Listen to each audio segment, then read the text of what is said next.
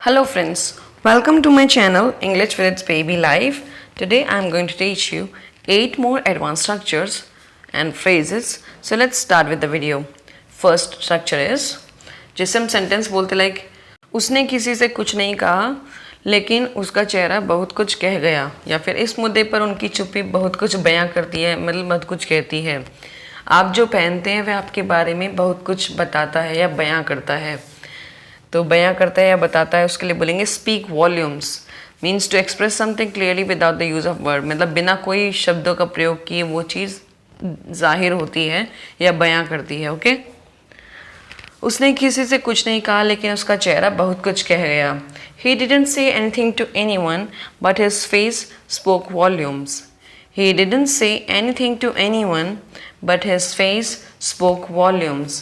Suppose कोई pain है या एंगर है, उनका वह घर उनकी आय के बारे में बहुत कुछ बताता है। That house of theirs speak volumes about their income. That house of theirs speaks volume about their income. आप जो पहनते हैं वह आपके बारे में बहुत कुछ बताता है। What you wear speaks volumes about you. What you wear speaks volumes about you. Next is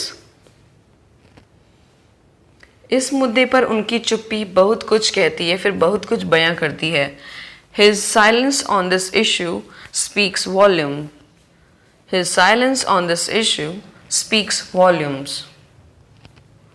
next is वह ऊपर से नीचे तक थरथरा रहा था, या फिर वह ऊपर से नीचे तक कीचड़ में लदा हुआ था। जब आपको इस टाइप के सेंटेंस बोलने हो तब आप यूज़ करेंगे structure from head to toe और from tip to toe, completely covering the body या फिर ऑल ओवर वंस बॉडी। इसका स्ट्रक्चर होगा सेंटेंस फिर लास्ट में from head to toe. Okay, so उसके एग्जाम्पल्स देखते हैं। वह ऊपर से नीचे तक थरथरा रहा था। He was shaking from head to toe. He was shaking from head to toe, या फिर he was trembling from head to toe. Next is वह ऊपर से नीचे तक कीचड़ में लदा हुआ था। He was covered in mud from head to toe. He was covered in mud from head to toe. Next is कल रात उसने सिर से पैर तक सफ़ेद कपड़े पहने थे। She was dressed in white from tip to toe last night. She was dressed in white from tip to toe last night. उसका पूरा शरीर सिर से पैर तक दर्दनाक लाल धब्बों से ढका हुआ था। Her whole body was covered from head to toe in painful red spots. Her whole body was covered from head to toe in painful red spots. बस 2-4 दिन की तो बात है, फिर हम आ जाएंगे वहाँ। जब इस तरह के सेंटेंस बोलने हो या फिर ऐसे बोलना लाइक 100 रुपये की तो बात है, कल मैं वापस कर दूंगा। जब इस तरह के स्ट्रक्चर बोलने हैं तब हम यूज़ करेंगे it's only a matter of few hours, second या डेज या वीक्स, ऐसे बोलेंगे। इसको हम यूज़ कब करते हैं? To emphasize about the period of waiting for something is very less, मतलब जब हम बताना कि जो जिसके लिए हम वेट कर रहे हैं वो थोड़ा सा टाइम है, बस ख़त्म हो जाएगा। सो बस 2 से 4 दिन की तो बात है, फिर हम आ जाएंगे वहाँ।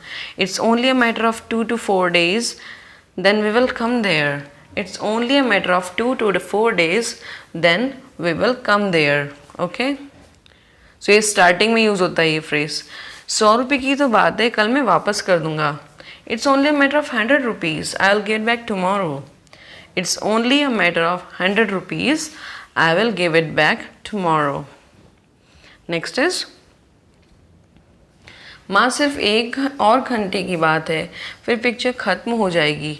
Mom, it's only a matter of 1 more hour. Then movie will finish. Mom, it's only a matter of 1 more hour. Then movie will finish. Next structure है खाना तो छोड़ो वो किसी को पानी के लिए भी नहीं पूछती, या फिर कार चलाना तो छोड़ो उसे तो साइकिल चलानी भी नहीं आती, या बात करना तो छोड़ो वो तो उसकी तरफ देखती भी नहीं है। तो उसके लिए हम यूज़ करेंगे लेट अलोन। लेट अलोन को हम कब यूज़ करते हैं? जब हमें एम्फेसाइज करना हो, प्रेशर डालना हो कि एक चीज़ दूसरी चीज़ से भी ज़्यादा इम्पॉसिबल है। सो खाना तो छोड़ो वो किसी को पानी के लिए भी नहीं पूछती। She doesn't even ask anyone for water, let alone food. She doesn't even ask anyone for water, let alone food. Car चलाना तो छोड़ो, उसे तो साइकिल चलानी भी नहीं आती. She doesn't even know how to ride a bicycle, let alone drive a car. She doesn't even know how to ride a bicycle, let alone drive a car. Next is, बात करना तो छोड़ो, वो तो उसकी तरफ देखती भी नहीं है. She doesn't even look at him, let alone talk. She doesn't even look at him, let alone talk. So let alone talk पे आपको प्रेशर डालना है, ठीक है. नेक्स्ट इज, मेरे पास उनसे मदद लेने के अलावा और कोई चारा नहीं था, या फिर उनकी बात मानने के अलावा उसके पास कोई चारा नहीं था. ऐसे में हम स्ट्रक्चर यूज करेंगे no other way but to plus verb की फर्स्ट फॉर्म, या फिर no choice but to verb की फर्स्ट फॉर्म. पैसे की कमी की वजह से मेरे पास उनके साथ रहने के अलावा और कोई चारा नहीं था. Due to lack of money, I had no other way but to stay with them. Due to lack of money, I had no other way, या फिर I had no choice but to stay with them. So no other way की जगह no choice भी आप लिख सकते हैं. Next is, उनकी बात मानने के अलावा उसके पास कोई चारा नहीं था. He had no other way but to obey them. He had no other way but to obey them, या फिर he had no choice but to obey them. Next is, उनसे मदद मांगने के अलावा हमारे पास और कोई चारा नहीं है. We have no other way but to seek help from them. We have no other way but to seek help from them. Or we have no choice but to seek help from them. Next is, कब से आप शतरंज खेलने में इतने अच्छे हो गए, या फिर मेरी राय में आपको कब से दिलचस्पी आने लगी है. तो लाइक कब से आप शॉक्ड हैं कि वो चीज़ कैसे हो रही है. तो इसके लिए हम स्ट्रक्चर यूज़ करेंगे सिंस व्हेन. इसको स्टार्टिंग में यूज़ करते हैं. इसको हम तब यूज़ करेंगे जब आप सरप्राइज्ड हो किसी के कोई एक्शन से जो वो यूजुअली नहीं करता और अचानक से उसने करना शुरू कर दिया है. तो आप जानना चाहते हो कि उसने कब से स्टार्ट किया. सो कब से आप शतरंज खेलने में इतने अच्छे हो गए. Since when did you become so good at playing chess. Since when did you become so good at playing chess. तो मतलब यूजुअली नहीं खेलता था और इतना अच्छा नहीं था खेलने में. मेरी राय में आपको कब से दिलचस्पी आने लगी है. Since when have you been interested in my opinion. Since when have you been interested in my opinion. So मतलब आपकी ओपिनियन में पहले उसको इंटरेस्ट नहीं था, राय में अब है. आप कब से जिम में जा रहे हैं, मतलब या फिर आप कब से जिम में जाने लगे हैं. Since when have you been going to the gym. Since when have you been going to the gym. पहले वो नहीं जाता था, अचानक से जाने लगे, तो आप सरप्राइज्ड हैं. तो आप पूछते कब से जा रहे हैं. मुझे किसी के साथ तू मैं करना अच्छा नहीं लगता है. क्या तुम दोनों तू मैं करना बंद करोगे, या फिर तू मैं करने के अलावा उससे काम ही क्या है. तो इसके लिए यूज़ करेंगे एक्सचेंज हॉट वर्ड्स. मुझे किसी के साथ तू मैं करना अच्छा नहीं लगता है. I don't like to exchange hot words with anyone. I don't like to exchange hot words with anyone. Next sentence, क्या तुम दोनों अब तू मैं करना बंद करोगे. Will you two stop exchanging hot words now. Will you two stop exchanging hot words now. या फिर आप बोल सकते हैं will you two stop bickering now. Bickering भी एक तरह का तू मैं ही होता है, मतलब ऐसे लड़ना झगड़ना आर्ग्यू करना इस टाइप से. ओके, सो तू मैं करने के अलावा उसे काम ही क्या है. What work does he have apart from exchanging hot words. What work does he have apart from exchanging hot words. Next structure is, boss हमेशा मुझे ऑफिस में सबके सामने नीचा दिखाते रहते हैं. तुम्हें अपने छोटे भाई को स्कूल में नीचा दिखाना क्यों पसंद है.